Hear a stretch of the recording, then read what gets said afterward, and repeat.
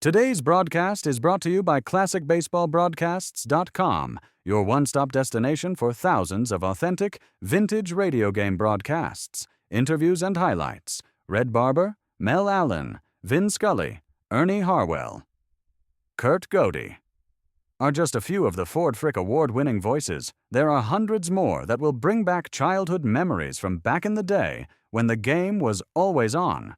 From the crack of the bat to the roar of the crowd, relive the moments that made Baseball America's favorite pastime. Get started for free and step back in time listening to baseball's greatest moments. Colgate, Colgate presents Bill Stern with the Colgate Shave Cream Sports Newsreel. Bill Stern, the Colgate Shave Cream Man, is on the air. Bill Stern, the Colgate Shave Cream Man, with stories rare. Take his advice and you'll look keen. You'll get a shave that's smooth and clean. You'll be a Colgate brushless fan. Good evening, ladies and gentlemen. This is Bill Stern bringing you the 344th edition of the Colgate Shave Cream Sports Newsreel, featuring strange and fantastic stories. Some that are legends, others mere hearsay, but also interesting. We'd like to pass them along to you. Our special guest tonight is the famous comedian from the Jack Benny Show, Rochester. But before we introduce Rochester in person, let's begin with Reel 1, Profile of Niagara Falls. Did you ever know that there was a strange sports story behind Niagara Falls? A sports story that began many years ago. For many years ago, there lived a great swimmer by the name of Matthew Webb. Matthew Webb was an Englishman, and he was the first man to ever swim the English Channel. And by swimming that English Channel, Matthew Webb attracted so much attention that he was brought to America to try and swim the Niagara River at the foot of Niagara Falls. But he did not do it. Instead, in trying to swim this whirlpool that forms the Niagara River, Matthew Webb was drowned. The jinx of Niagara Falls had begun. Several years later, in 1902, the most famous baseball player in America that year was a man named Ed Delahanty. Ed Delahanty played for the Washington Senators until one day his body was mysteriously found floating face downward in the Niagara River at the foot of Niagara Falls. To this day, one of the greatest mysteries in sports is why Ed Delahanty, the most famous baseball player in America, should be found dead at the foot of Niagara Falls. But perhaps the strangest story of Niagara Falls came the following year, when a famous American actress, an actress named Maud Willard, decided to try and go over Niagara Falls in a barrel. She climbed into this barrel and, taking a friend with her in the barrel, she and her friend were pushed over Niagara Falls. 5 hours later, when the police dragged that barrel out of the whirlpool at the bottom of Niagara Falls, Maud Willard was dead. But that friend that she had taken with her in the barrel was still alive. That friend in the barrel, according to the story, was named Dawson, Bull Dawson. And Bull Dawson became famous because he had gone over Niagara Falls in a barrel and he had lived. After a while, however, people no longer remembered that Bull Dawson had gone over Niagara Falls, and eventually he went back to his home in Canada. For a while, Bull Dawson was forgotten. But one day, in the small Canadian town of Calvert, where he lived, he again made the headlines when he went out hunting. And in digging into the ground, he accidentally discovered some queer-looking stones. Bull Dawson didn't know what he'd found, but some men who were hunting with him knew. They knew that it was gold, and it was gold. For Bull Dawson had accidentally uncovered a gold mine that has produced over $100 million in gold, and is Canada's second most famous gold mine, and is named the Dawson Mine because it was discovered by Bull Dawson. Not only that, but this gold mine made his town so famous that they changed its name from Calvert to Dawson in honor of Bull Dawson. Certainly, nobody could do more for a town than Bull Dawson had done. He had found the famous Dawson Gold Mine, and because of this, he'd been responsible for the town changing its name to his name. But strangely enough, as the years went by, despite these honors, Bull Dawson began to change. He began getting quarrelsome and mean, and then one night, he was caught stealing. But the man who caught him stealing never lived to tell about it, for Bull Dawson turned on him and killed him. Now Bull Dawson was wanted for murder, and he was finally caught. However, they didn't send Bull Dawson to prison because of what he'd done for the town, but because he was a killer. Bull Dawson was ordered to leave town, and he had to leave town, the very town that was named after him, and he was never seen again.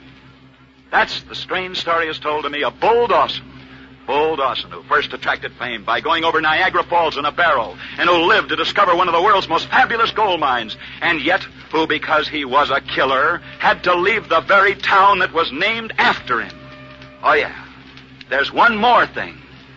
Bull Dawson wasn't a man. He was a dog. A bulldog. Reel 2. What a feller. I mean Bobby Feller, the ace pitcher of the Cleveland Indians. Listen to what Bob Feller wrote me about Colgate Brushless Shave Cream. Dear Bill, you ask if I'd mind telling you what I think of Colgate Brushless Shave Cream. No, Bill, not any more than I'd mind pitching a shutout game. Because Colgate Brushless is a straight fast one with me. It's a treat, Bill, to work with a brushless cream that makes my tough whiskers so soft they shave off slick as paws. Good luck to you, Bill, and to Colgate Brushless Shave Cream. It's really a winner. Kind regards, signed Bob Feller. Now, take it from a champion like Bobby Feller. Colgate Brushless Shave Cream makes for snafu's comfortable shaving. It's a pip, especially if you're men with tough whiskers and naturally dry, sensitive skin. Colgate Brushless Shave Cream gives you major league performance, softens the stubble right down to the skin line, stays on the job, keeps moist throughout so your razor can cut close and clean without snagging or pulling. And because Colgate Brushless is a light, fluffy cream, not greasy or gooey, it rinses off as easy as soap suds. Prove it to yourself, men. You try Colgate Brushless, the shave cream of champions for your next shave. Wash your face, spread it on, then shave it off. And if you don't enjoy one wonderful shave, just send the top of that carton back to me, Bill Stern, care of Colgate, Jersey City, Zone 2, New Jersey. And I'll see that you get double your money back. Get a jumbo jar, the 9-ounce economy size of Colgate Brushless Shave Cream, and get it tonight. Reel 3. Profile of a boxing failure. From the depths of despair, failure, and heartache, sometimes come great sports stories. This is such a story as told to me, for this is the story of a boy named Johnny. The story really begins at Union College many years ago, when this boy named Johnny first entered that college. Johnny was a husky, big, two-fisted boy who was a good boxer. In fact, he was such a good boxer that before his freshman year was over, Johnny was the boxing champion of Union College. After Johnny's collegiate days were all over, so the story goes, he decided to keep on with his boxing. And so, Johnny reputedly became a professional prize fighter. Johnny soon found out that there was a big difference between amateur boxing at Union College and professional prize fighting. For where Johnny had been unbeatable as an amateur, he just couldn't seem to win a professional prize fight. Johnny lost his first bout. He was knocked out in his second one. And again in his third professional fight, he was badly beaten. But Johnny refused to quit. He went on boxing wherever and whenever he could get a fight, traveling from city to city, living in cheap hotels. He never had a home that he could call his own until finally he arrived in Baltimore. And in Baltimore, according to the story, Johnny made arrangements for another boxing bout, only this boxing bout wasn't to be a professional fight. It was merely to be an exhibition bout with a local lad named Frank. And Johnny and Frank did stage quite a boxing bout, only, as usual, Johnny was badly beaten. After their fight was over, Frank and Johnny became friends, and Frank listened to Johnny as Johnny told him how discouraged he was because he couldn't seem to win any boxing bouts in America. In fact, Johnny said that he was so discouraged that he was seriously thinking of leaving America and of trying his luck in some other country. Frank was astonished. He argued that America was the best country in the world, and Frank meant what he said, for Frank's full name was Francis Scott Key, and it was he who later wrote America's national anthem, the Star-Spangled Banner. But what about Johnny, the boy that Francis Scott Key had beaten in that boxing match? Johnny went right on losing fight after fight, until finally Johnny reached the end of his rope, for no boxing promoter in America would give him any more fights. And so, Johnny sailed away from America to England, vowing that he would never come back to America. But did Johnny hate America? I don't think so. For if he had never had a home in America, he never had a home in England either. From England, he drifted to Paris. From Paris to Berlin. He tried all the big cities in Europe, but he never stayed long enough in any one of them to have a home of his own, until finally, Johnny reached Tunis and far-off Tunisia. Here alone and still without a home of his own, Johnny died. Died, perhaps remembering his vow that he would never come back to America. But Johnny did come back to America. He came back to America 30 years after he was dead. For 30 years after Johnny died in far-off Tunisia, the United States government ordered his remains brought back and buried in our nation's capital, in Washington, D.C. Why should the United States government dig up the remains of a man in far-off Tunisia and bring his body back to the United States 30 years after he had been dead? Why should our government bring back to this country the remains of a dead man who had once been such a failure in this country that he had vowed he would never come back to America? Why? Because the American public demanded that Johnny be brought back. For you see, Johnny, who died homeless in far-off Tunisia, after his death he became famous. Famous as John Howard Payne. And even though he had never had a home of his own, it was he who wrote the immortal song, Home, Sweet Home. Be it ever so humble, there's no place like home.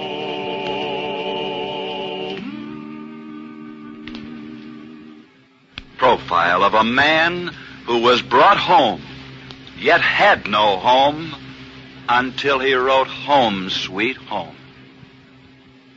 Reel 4. Just a moment, we'll present our special guest in person, Eddie Rochester Anderson, the famous Rochester of the Jack Benny radio program. But first, here is Charles F. McCarthy. Colgate Brushless is truly the shave cream of champions.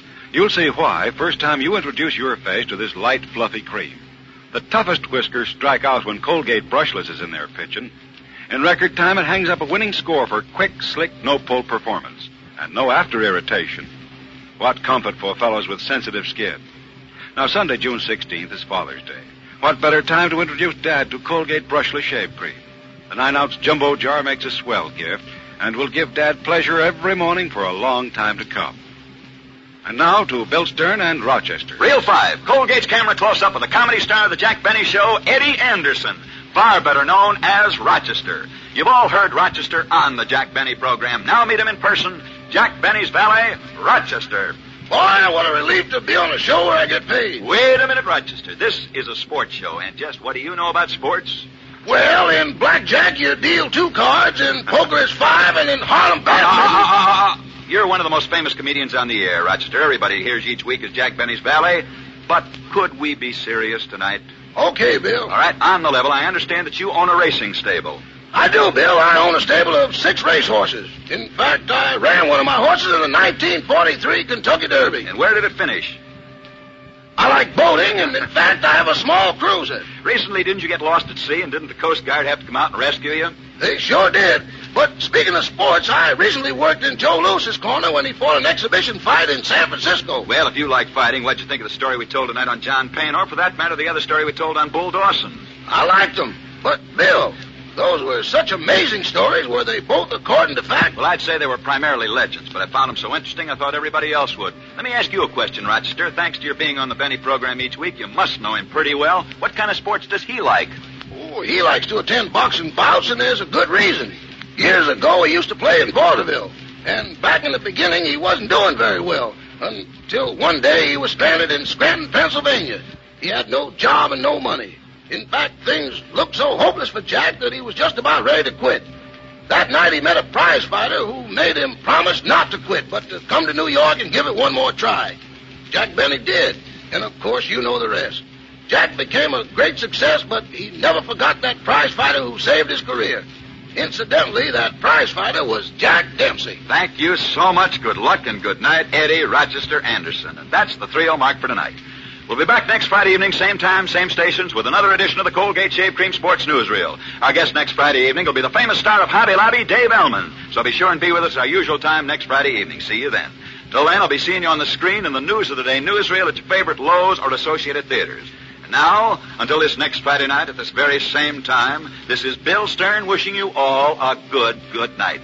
Bill Stern, the Colgate Shave Cream Man, is on his way. Bill Stern, the Colgate Shave Cream Man, had lots to say. He told you tales of sports heroes, the inside dope he really knows. So listen in next Friday night. Colgate. Just a minute. Ladies, stop throwing away soap. For soap is fat. You see, fat is an important ingredient in the making of soap. So keep on saving waste fat. Keep on selling it to your butcher. He will pay you 4 cents a pound.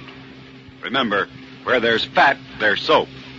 Eddie Rochester Anderson appeared on this program tonight, courtesy of the Club Zanzibar. The Bill Stern show tonight came from New York City. This is NBC, the national broadcasting company.